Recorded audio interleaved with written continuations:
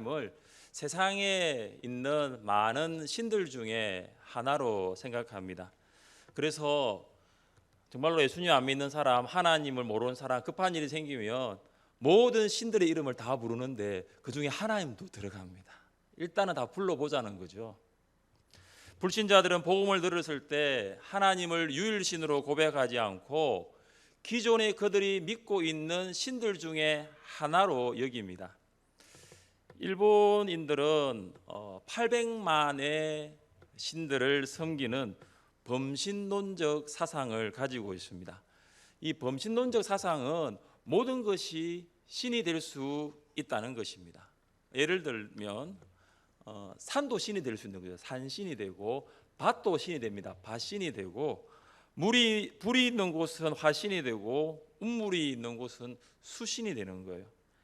집에서는 집신이 되고 도로 경계에는 도로신과 석신이 될 수 있는 것입니다. 나무, 돌, 태양도 신이 될 수 있고 심지어 일본 사람들에게는 사람도 죽으면 신이 될 수 있다라는 생각을 가지고 있습니다. 이러한 생각은 지금으로부터 약 3,500년 전 바로와 애굽 사람들에게도 있었습니다.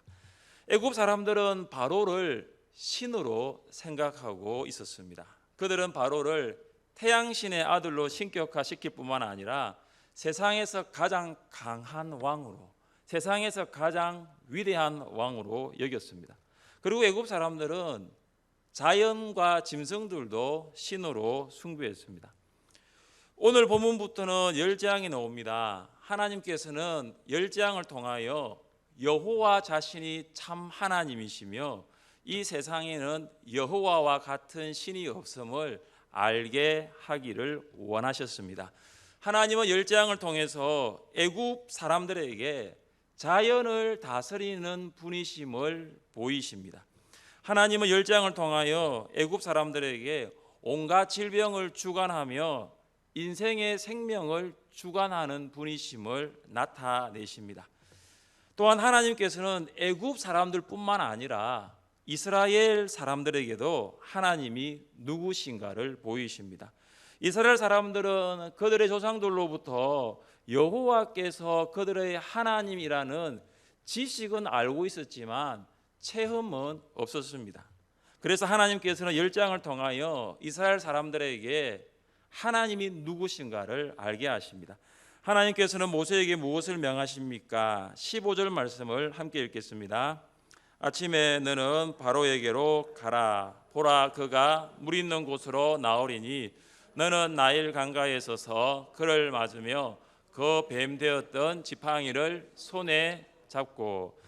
하나님께서 아침에 일찍 바로에게 가라고 명하십니다. 그러면 바로가 나일 강가로 나올 것이라고 말씀합니다. 바로가 나일 강가에 나온 시간은 아침입니다. 여기 아침은 이른 아침, 새벽을 가리킵니다. 바로가 왜 새벽에 나일강에 나왔을까요? 나일강을 산책하러 왔을까요? 아니면 나일강에서 조깅하러 왔을까요? 바로는 나일강의 신들에게 아침 제사를 드리기 위해서 왔습니다. 나일강을 담당하는 신들로는 하피, 오시리스, 크눔이 있습니다. 하피는 나일강의 풍요를 가져다 주는 신이고 오시리스는 부활과 재생의 신입니다. 크눔은 나일강의 수호신이자 창조의 신입니다. 애굽에서 발견된 파피루스에는 나일강 제사 의식 때 제사장들에 의해 불렸던 그 노래 가사가 기록이 되어 있었다라고 합니다. 바로가 새벽잠을 설쳐가면서 나일강에 나온 이유는 나일강의 신들에게 제사 드리기 위해서입니다. 참 열심이지요. 바로의 이런 모습이 오늘날 살아가는 현대인들에게도 나타납니다. 새벽기도 하러 올 때 만나는 아저씨가 계신데 정말로 건강관리 열심히십니다. 항상 그 시간 그곳을 지나갑니다. 운동복 차림을 하고 울기등대 운동하러 가는 것 같습니다. 그리고 새벽기도 마치고 제가 갈 때에도 그 아저씨를 횡단보도에서 그 시간 그곳에서 만납니다. 시간이 칼같이 정확합니다. 거의 2시간을 운동하고 오는 것입니다. 이 아저씨 자신의 건강을 관리하기 위해 새벽 일찍 일어납니다. 오늘 새벽에는 이 아저씨보다 더 일찍 움직이는 사람을 만났습니다. 새벽 배송을 하는 택배 청년이었습니다. 새벽 시간에 배송하기 위해서 생각해 보았습니다. 얼마나 일찍 일어났을까? 그리고 도로 옆에는 주기적으로 밤새 운전해서 울산 동구에 도착한 것 같아 보이는 물류 차량을 자주 볼 수 있습니다. 지난 선거철에는 새벽부터 피켓을 들고 늘 그 시간 그곳에 있던 후보자를 보았습니다. 저는 가끔씩 그 시간 그곳을 지나갔지만 아마도 그 후보자는 늘 그 시간 그곳에 있었던 것입니다. 그래서인지 지금은 그가 원하는 자리에 앉아 있는 것 같습니다. 이처럼 사람들은 건강, 물질, 권력을 위해서 새벽 일찍부터 일어나 움직입니다. 그들에게 건강, 물질, 권력이 필요한 것이지만 그들의 내면을 보면 새벽에 나일강을 찾아갔던 바로가 있다는 것도 볼 수 있습니다. 울기등대를 가는 아저씨, 택배 청년, 후보자뿐만 아니라 우리에게도 바로가 있다라는 거 부정할 수 있을까요? 나일강이 바로의 우상이 되어버린 것처럼 건강과 물질, 권력도 우리에게는 혹 우상으로 되어버리지는 않았습니까? 사랑하는 성도 여러분, 무엇으로 오늘 하루를 시작하셨습니까? 이른 아침 새벽에 여러분이 생각하고 붙들었던 것, 여러분이 행동으로 옮겼던 것은 무엇이었습니까? 휴대폰으로 오늘 하루를 시작하셨습니까? TV로 오늘 하루를 시작하셨습니까? 아니면 누군가를 만남으로 하루를 시작하셨습니까? 아니면 말씀과 기도로 하루를 시작하셨습니까? 신자라면 어떤 일을 하기 전에 말씀과 기도의 자리에 있는 사람입니다. 신자는 어떤 사람을 만나기 전에 하나님을 먼저 만나는 사람입니다. 바로 지금 한 가지 결심을 해보십시오. 내일은 우리의 시간이 아니지만 그래도 내일이 우리에게 주어진다라고 생각한다면 여러분은 내일 하루를 무엇으로 시작하기를 원하십니까? 내일은 오늘과 다르게 하루를 시작해야 되지 않을까요? 오늘과 똑같이 하루를 시작하겠습니까? 그러면 내일은 오늘과 똑같은 오늘이 될 것이고, 내일을 오늘과 다른 하루를 시작하면 내일은 분명히 오늘과 다른 하루가 될 것입니다.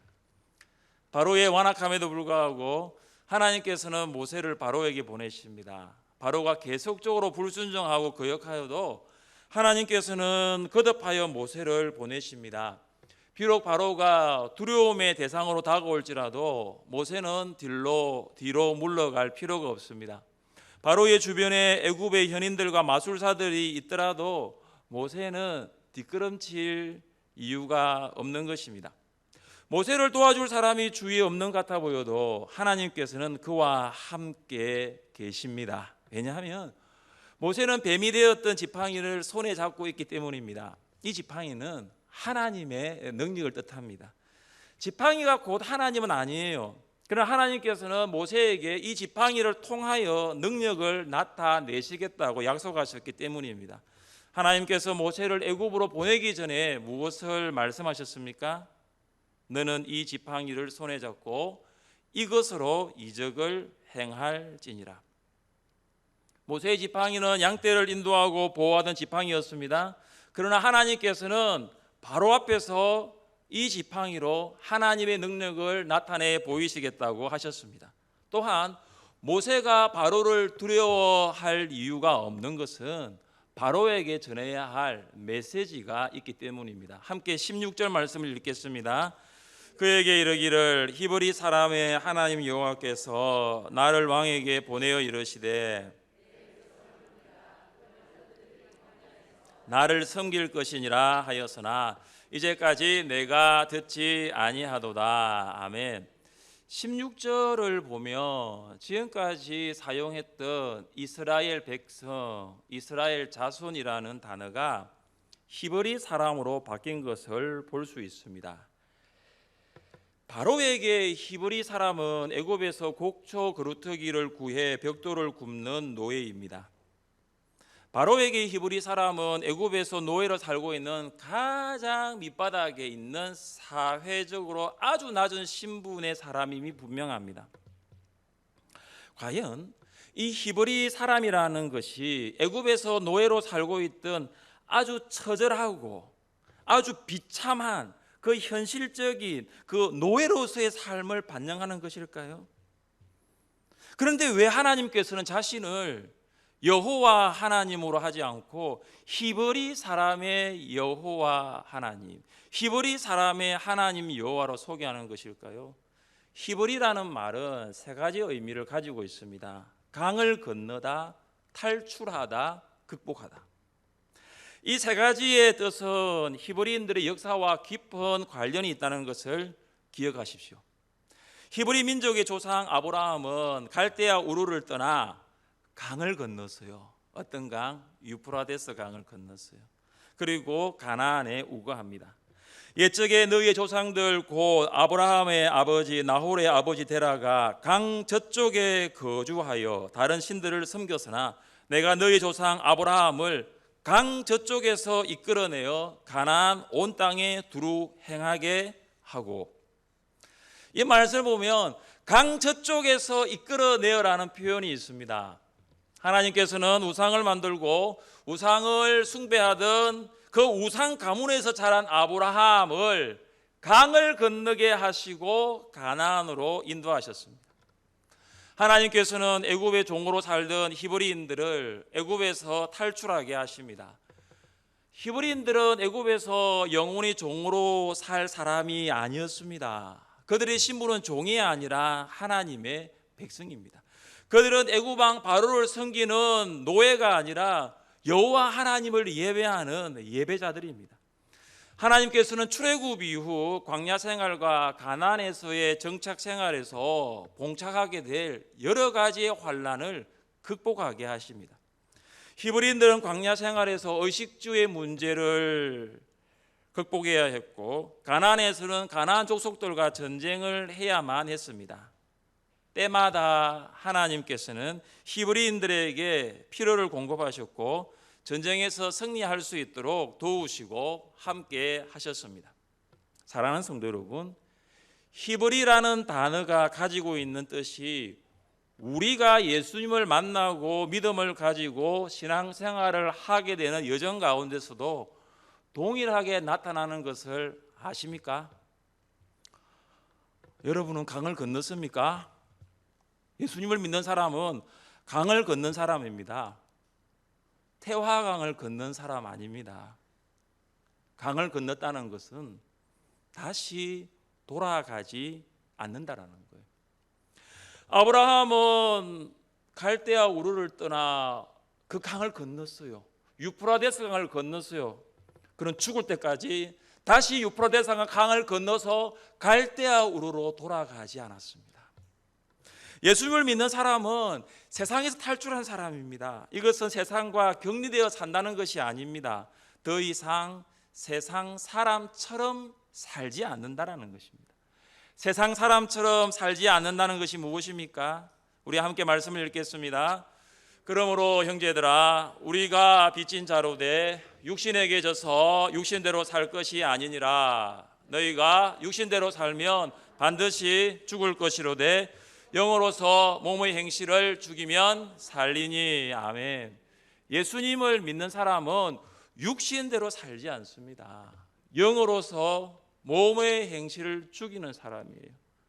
육신으로 사는 세상에서 나는 더 이상 육신으로 살지 않겠습니다 선언하고 탈출한 사람이라는 거예요. 예수님을 믿는 사람은 여러 가지의 환난을 극복하는 사람입니다. 이것은 예수님을 믿는 사람이 힘과 능력이 많다라는 것을 의미하는 것이 아닙니다. 예수 믿는 사람도 아프고 병들고 연약합니다.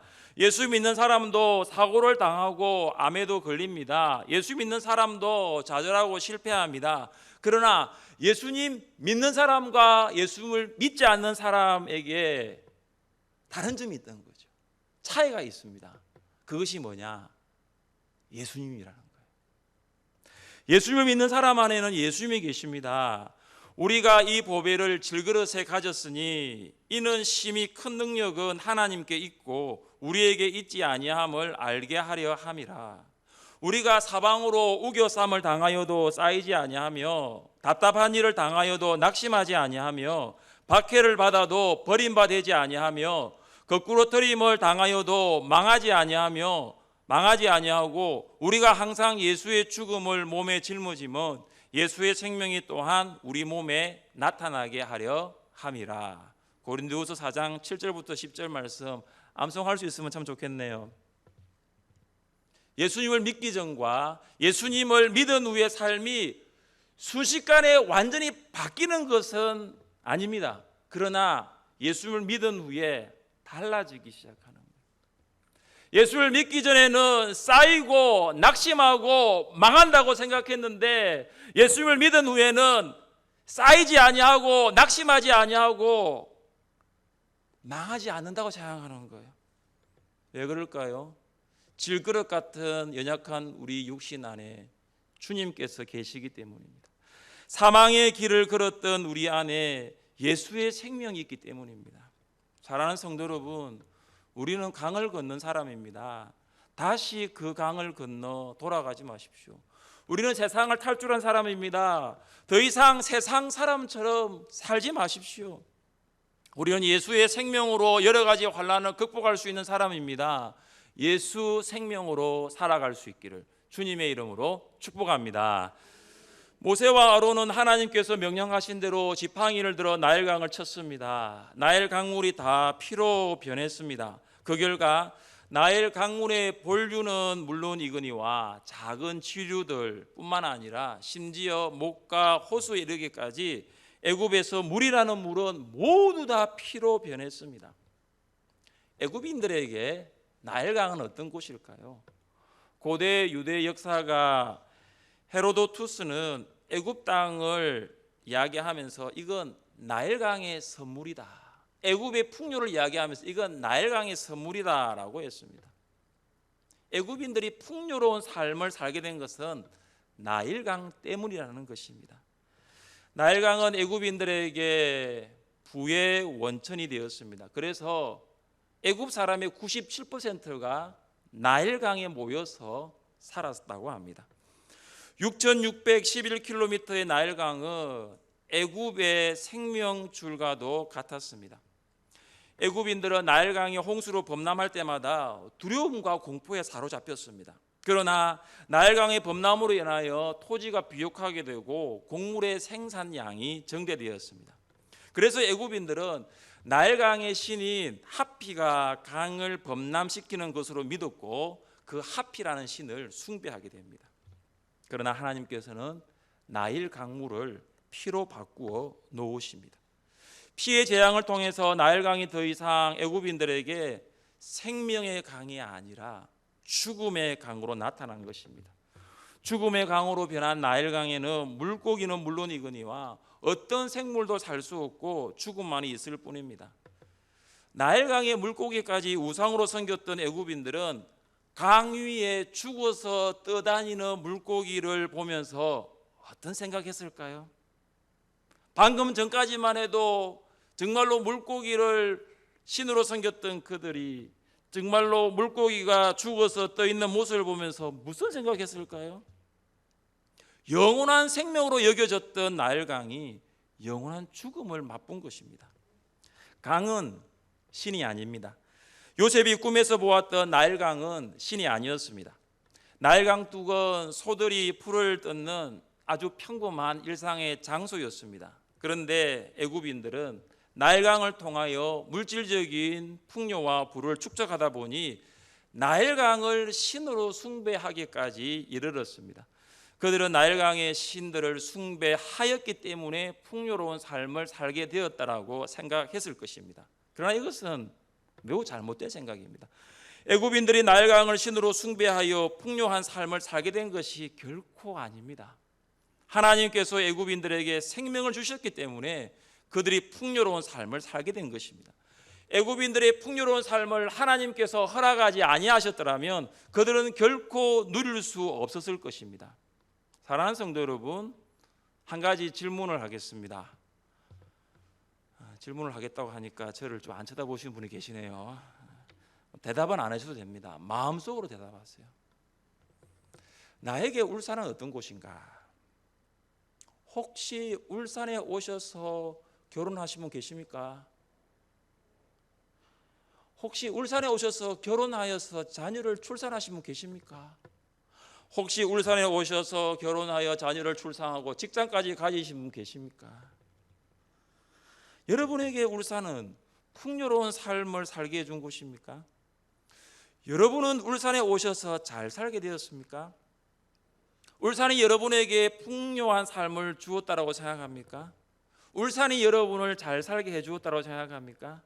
이것은 아마 애굽 인구의 97%가 나일강에 모여 살았던 이유가 똑같을 것입니다. 나일강이 잘 살게 해주었다는 거예요. 이것은 울산에 살고 있는 90% 이상의 불신자들이 가질 수 있는 생각일 것입니다. 코로나19는 재앙과도 같습니다.